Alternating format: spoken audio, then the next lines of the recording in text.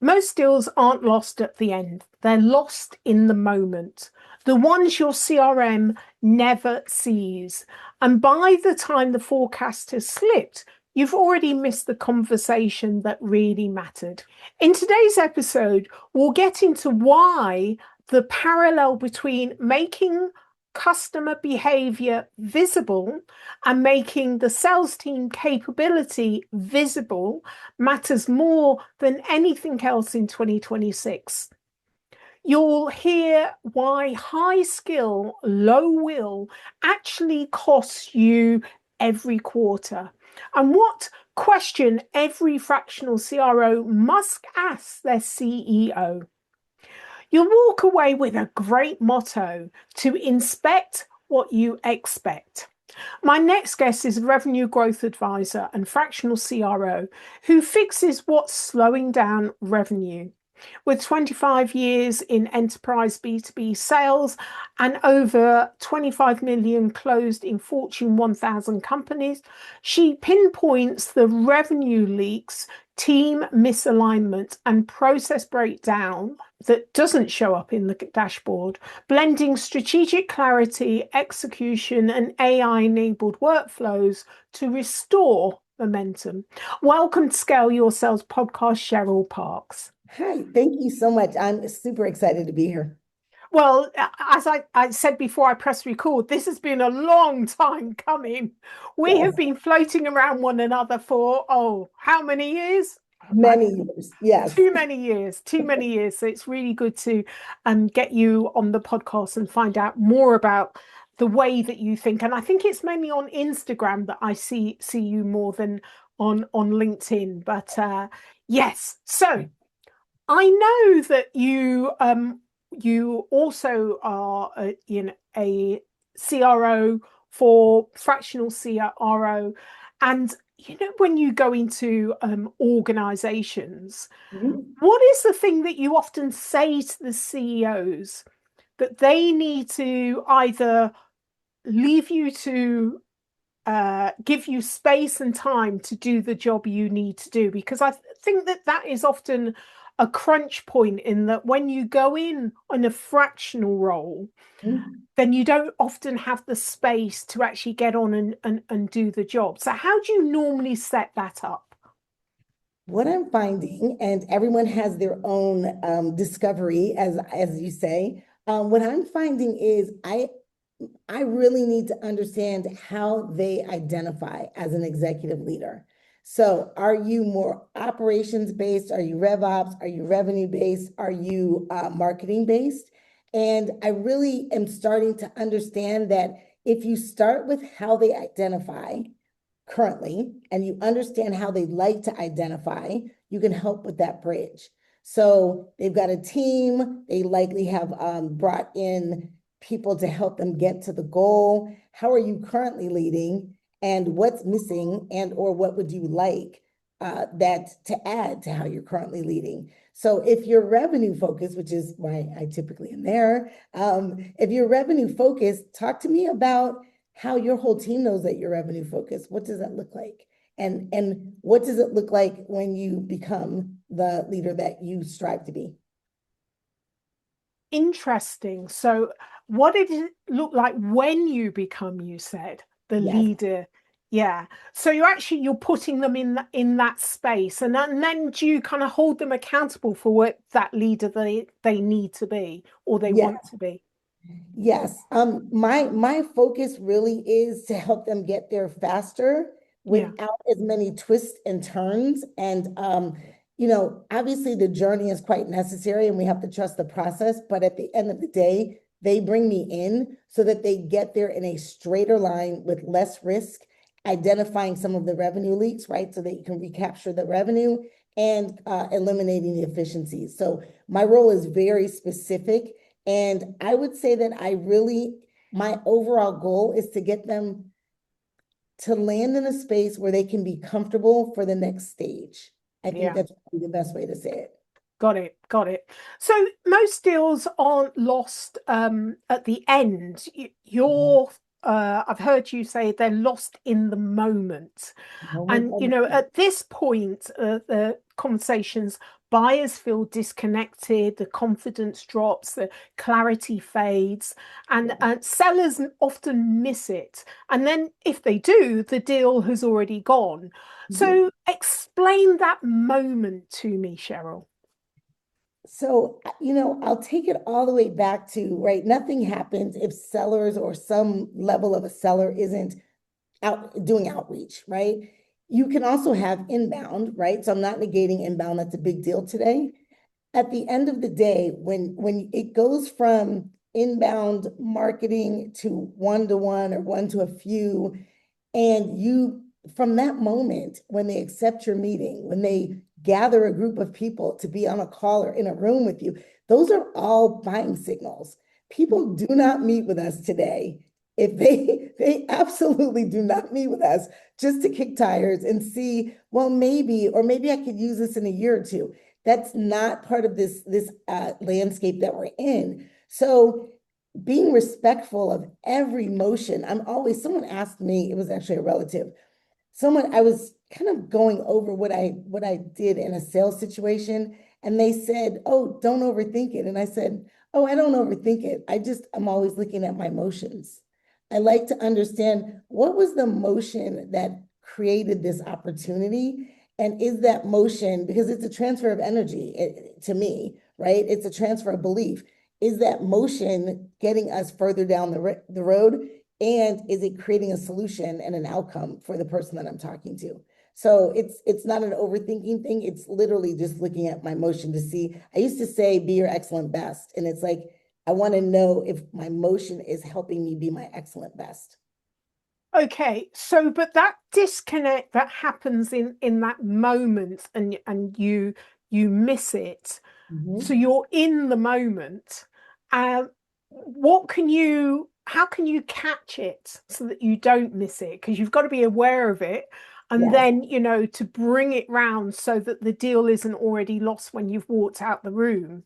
Yeah, for me, really important to actually, one, be aware, as you said, that's critical. But then the second step, the second immediate step, is to actually pause a meeting, a call, a conversation, and have a real conversation. I We've all been there when everyone's checking their watches and their phones, and they're looking around the room and they're waiting to leave because you've lost the audience and you've lost them in the moment. And we keep pushing through and presenting or asking more questions. People are leaving the room. People aren't paying attention. And it's good to stop and say, is this what you expected from this meeting? And get some consensus, because buyers will tell you, they'll say, no, actually, we were expecting to understand this. And then you can go ahead and, I won't even call it a pivot, but you could actually take the motion of getting them to what they expected. And you can always round it out with what your thoughts are around what they need. I don't think necessarily buyers lead us. So we'll have to be, aware that we're the experts in what we do. So you come around and you provide the motion, but you want to answer their questions and you want to build trust and build their confidence that you're hearing them and you understand their industry and all the things. So I could go through the laundry list. Yeah, and I think it's interesting, any kind of leadership conversation that you're having. And although that you may be in a sales role, you're also leading and consulting in that role and building trust. And I think it's really interesting to catching it is actually being really honest and saying, "Look, have I lost you here?" Yes, That's what a human would do. And I think we need to be a bit more human. Like, where did I lose you? I get a sense that, I've lost you. Where did I lose you? And then if they then query that point, isn't it, really? It's like ask more strategic searching questions to help to really define and refine where you need to be. So, and that yes, allows you to kind of regroup again, doesn't it? Rather than, yes, as you say, so many just push through. And it is a real honor to be sitting in front of a buyer, and that's kind of like the respectful thing to do, I yes, think. Yeah. very much so. Definitely. But there's a fear with it, though, isn't there, when you do that? but I think it's different in when you're taking more of a passive role and you're just selling, or whether Yes. you're taking a leadership role as and a role where you're really focused on fulfilling the buyer's needs rather than your own needs, which is get through this presentation. So I Yes. how when you're working with a new team and Mhm. you're recognizing that their listening skills aren't as honed as they should be, they're not so adaptive within that conversation, and they pivot. What would you do? So when I'm working with a team and I'm noticing any what I'll call nuances of sales, right? So it's the listening skills, it's the follow-up questions, it's going a little deeper, it's pausing. Sometimes it's that simple. I tend to do exercises with them. I like storytelling with teams. I think it sticks a lot more. But I also like, or I should say, period, not but. In addition, I really like to do exercises to help them see what it is they're missing and to help them see it in a real sense. So really quickly, excuse me, I do an exercise with the team I'm working with now, which has to do with brands and how much brands take up space in our minds. And I'll just give you one example. If I said the words, if I said the words Honda, Tesla, Ford, your mind goes immediately to what you've been conditioned to believe by the billions of dollars that they've spent on those particular brands. And so it's really just starting to create an awareness of how to take up space in a buyer's mind, in their process, have them talking about you in a certain way, right? Branding is what they say about you when you're not in the room. So it's understanding that we've got examples everywhere that we can draw from. We've got some great brand marketers out here that are branding really well. So you can take some of that and incorporate it into how you do things, saying the same things over and over so that it becomes kind of a tagline. And that's getting into the marketing space, but it also happens in sales. Well, from a professional speaking point of view, there are certain techniques, and like the rule of three. When you Yes. mention three, and people remember three. So the points that you have no more than three, and or if you want to really land a point, you won't repeat it three times, but you'll say it in different ways three times, beginning Absolutely. and in the middle and in the end. And so, yeah, all of those techniques are really good to really help people focus on what's the important point here. But Yes. also, do not pausing is brilliant way of helping people, giving them the space to absorb what you've just said as well. So, they're all slowing down and pausing so that someone else can really compute and think about what they want to ask you next. I think sometimes conversations can be a bit one way, can't they? That we're just Yes. plowing through and Yes. uh, and not. I think there are great tools that make you realize, and especially salespeople that are supposed to be really talkative, they're Mhm. the worst salespeople, the absolute worst salespeople. It Yes. should be only 20% you and 80% the customer, so you can't talk all Sure. over it. So Yes. yeah, exercises. I see what you're saying. Exercises are brilliant for helping people to kind of change a lot of their behaviors. Yes. So you have said that buyers don't stall because of price. They stall because of confidence and lack Mhm. of clarity on ROI. So how should organizations actually make it easier for buyers to engage and buy? So it shows up in, again, the nuances, right? So it becomes building confidence in every step along the way. And it's more than showing up on time. That should be a given. It's more than your communication, right? That should be a given. Concise, efficient communication should be a given. Results-based communication should be a given, right? Start with the results of what they'll get and then give them a little bit of, how that happens in your organization.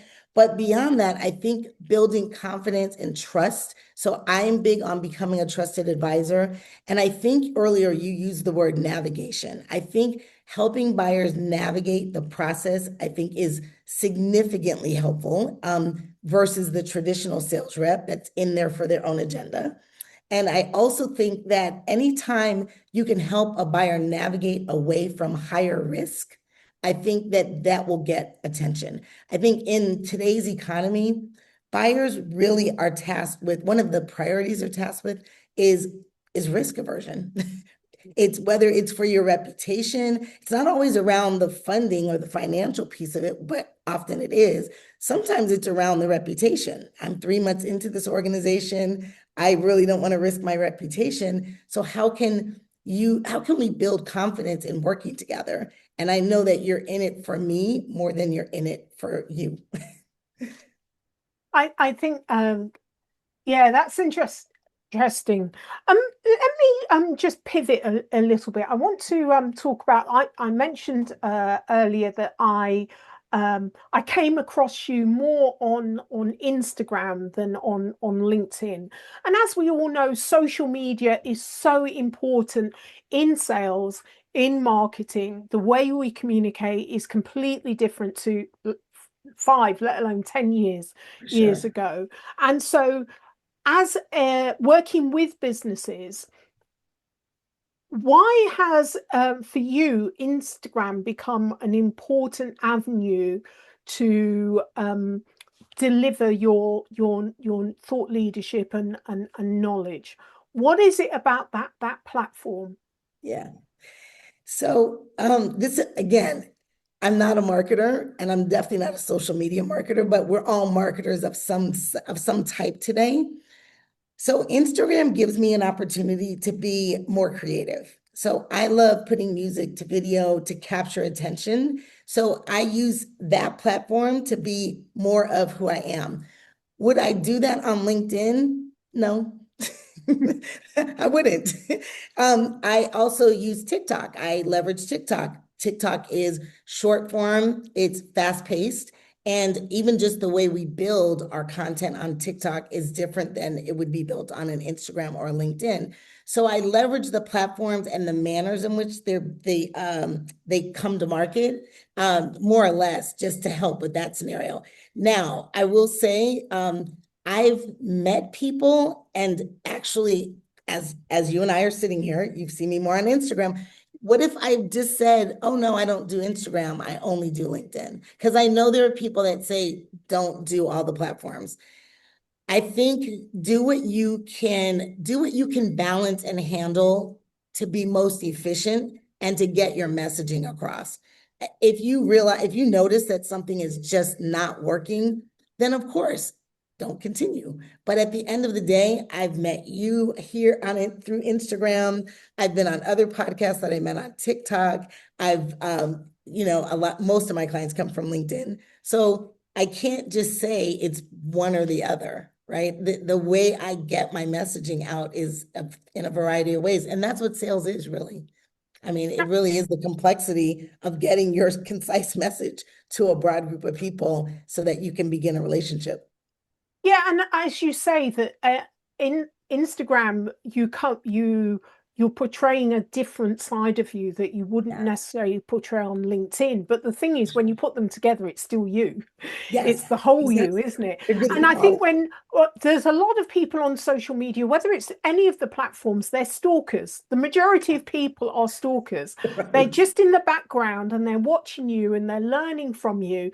And I often get, when I go on speaking engagements, 2 years, they'll come up to me and say, "Oh, Janice," and as I said before I started recording, I feel like I know you already because I see you Yes. so often, and they're very much. And I'm racking my brain thinking, where did I meet them? They're so familiar and Right. friendly. I've never met them before, and it's Right. because they've been following a lot of my content online, and they'll Mhm. refer to something that they remember enough that it really resonated with them. And when I look back, it's like 2 years ago, two Yes. years ago, and they still remember it now. And they feel that, they know my voice enough that we are already friends. And Yes. I think social media has done a great job in terms of people that are strangers can very quickly become your friends. Now, Absolutely. buyers, businesses, they all have, they're all individuals and they're all Mhm. on these platforms, Yes. and opportunities can come from all avenues, not just the usual traditional business one, which is LinkedIn. So I wanted to get your perspective, because there's a lot of companies and individuals and even founders and CEOs that need to have a voice online, need to have an online profile, and are still kind of navigating as to how much they should put on and what they should put on and where they should go. Yes, and I think you hit the nail on the head when you said they get all of you, right? So if you're on different platforms that they come to market differently, you get to offer a little bit more of who you are, right? And I mean, I've met people that are into everything from bird watching to music to theater. Like I wouldn't have known that if they were on one platform that has a certain type of delivery. Yeah, yeah. Love it, Yeah, love it. sure. All right. So for CEOs listening to this podcast, what's the one priority that you would say that they need to focus on, as we're almost halfway through 2026, but 2027 and beyond? So what's the Yeah. thing that they need to be focused on now? With all of the opportunities coming our way, with AI on the scene, with all the things, I go back to something that I used to talk about a decade ago, which is inspect what you expect. So we all go into our scenarios understanding that we have goals and objectives to meet. Inspect that along the way, because if you were taking a trip from California to Florida, you would inspect whether you are in fact headed to Florida instead of Washington.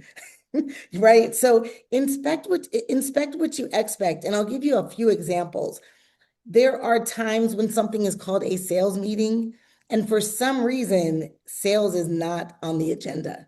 So even just looking at simple things like that, where you're in a sales meeting or a sales one-on-one, and somehow you're talking about operations, or you're talking about systems or tech tools.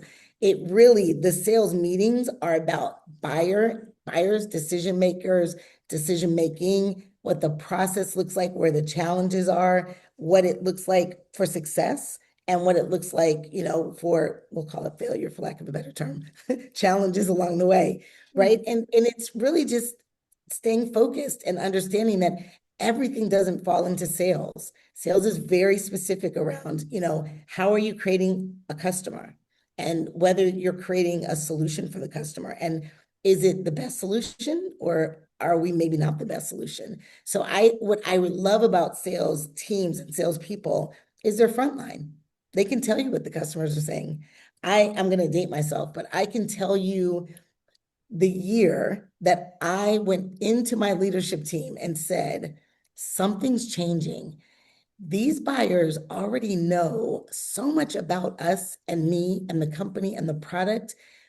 I'm not presenting anymore. We used to like carry a bag and we'd go in and we'd bring out the sell sheets and explain. And I remember thinking there's something shifting here. Now it's shifted almost to 100%. They're very aware. They know exactly what they want, and they're asking you the right questions to get to the solution, and to get the confidence that you in fact can deliver, right? You and your company can actually deliver. So those things ring in my head, and it's really watching the market as well. But I think inspect what you expect. If you start there and then you bring it around to market, company, individual, buyer, and buyer can be first, and buyers, and you're inspecting what you expect at the end, I think that's a really concise, sharp way to go about it.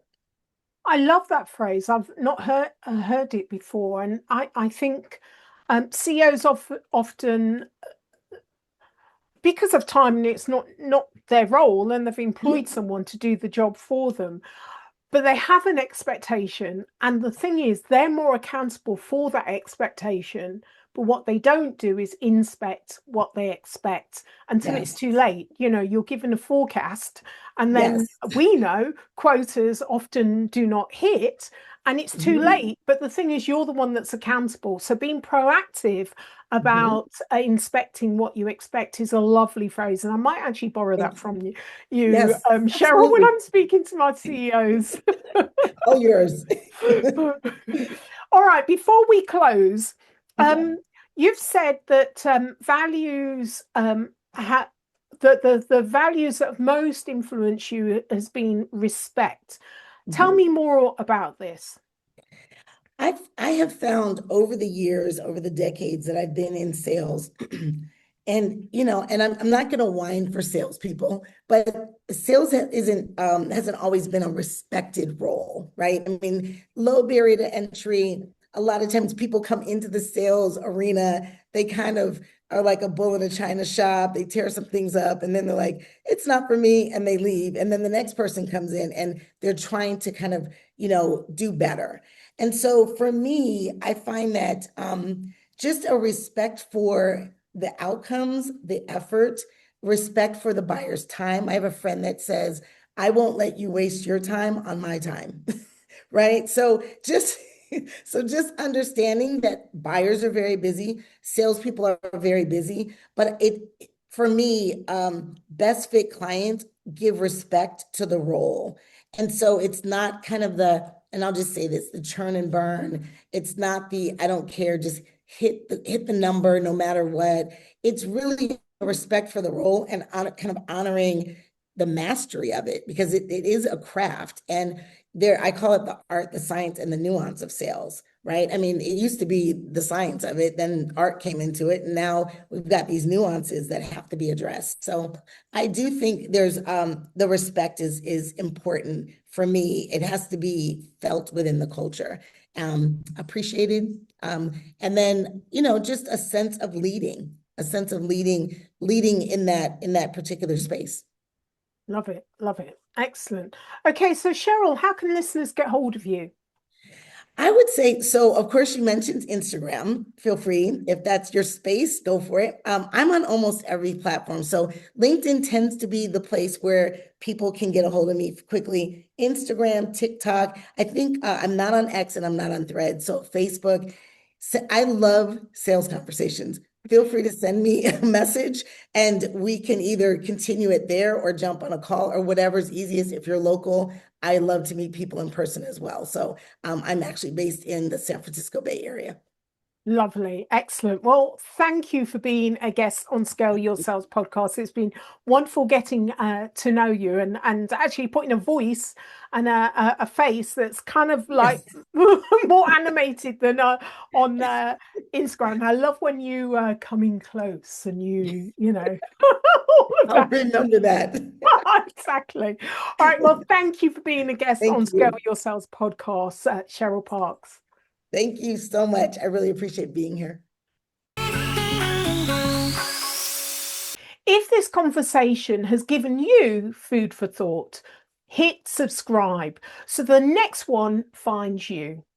Twice a month, I bring on CEOs and operators genuinely moving the needle on revenue, not theory, not fluff. Drop your biggest takeaway in the comments below. I read everyone. Until next time, keep scaling your sales.